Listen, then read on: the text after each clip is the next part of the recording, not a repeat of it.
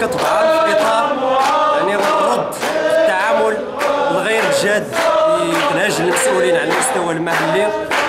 المطالب يعني من الفرع ذلك قاسية، وكذلك نفس التعامل يتنهج حتى المسؤولين على المستويات المحلية يعني كذلك تشكل واردة في إطار المعركة المحلية يعني كدخول الفرع منذ أسبوعين إلى نفذ مجموعة من الأشكال النضالية كانت مقررة أنها تنفذها ضخر الجماعة، إلا أنه انتف يعني ديال المسؤولين عوض ما تعاملين الاحتجاجات بشكل ناضج ومسؤول بما يستجيب للمطالب النخ تفيدنا جوج المقاربة نغني من خلال يعني المحاصرة الأشكال النضالية السابقة، السد الباب يعني الجماعة من أجل المنع يعني تنفيذ الشكل النضالي. ولكن اليوم يعني نهار ننفذ الشكل النضالي بدون ما خاص نعلن إلى غاية أنه يعني لم يوفق الجماعة، بمعنى أنه نفاجئ المسؤولين الشكل والدة.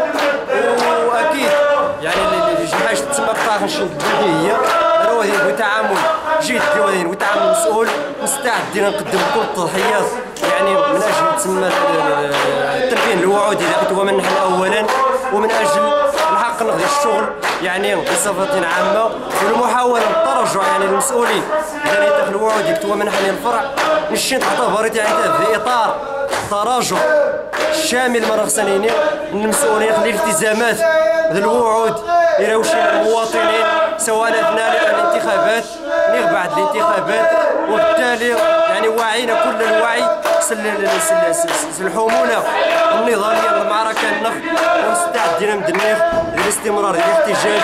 والمسؤولية كل مسؤولية يتحملت بطبيعة الحال الرئيس المجلس الجماعي ذلك يعني المنتمي بالمناسبة إلى حزب الأصالة والمعاصرة، يتحملت كذلك السلطة المحلية والسلطة الإقليمية وكل الجهات المعنية بقضية التشغيل.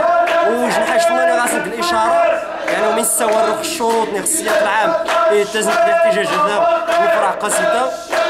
أكيد أنه ذمنا يعاودين إلى يعني الاحتجاجات المحلية يدخل الفرع ديال قاسية نير الاحتجاج كذلك الرفاق من الفرع النظام يدخل في إطار كذلك الإعداد يجي المعركة إقليمية أتيرين يعني أقوى وأكثر يعني مرخصين أكثر سرعة ديال الوتيرة نسرة ديال المضمون النص.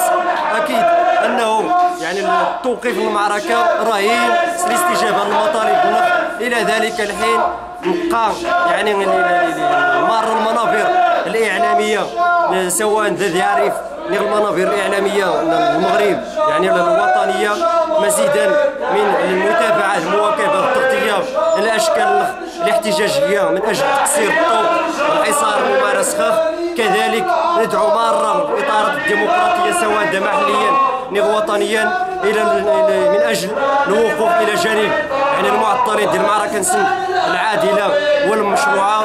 ونقول للمسؤولين لا تراجع في النضال في النخ إلى غاية الاستجابة للمطالب النخ. تحية نضالية مرة يعني كتوقف الاحتجاجات النهضية كيف ضمان وتحية نضالية.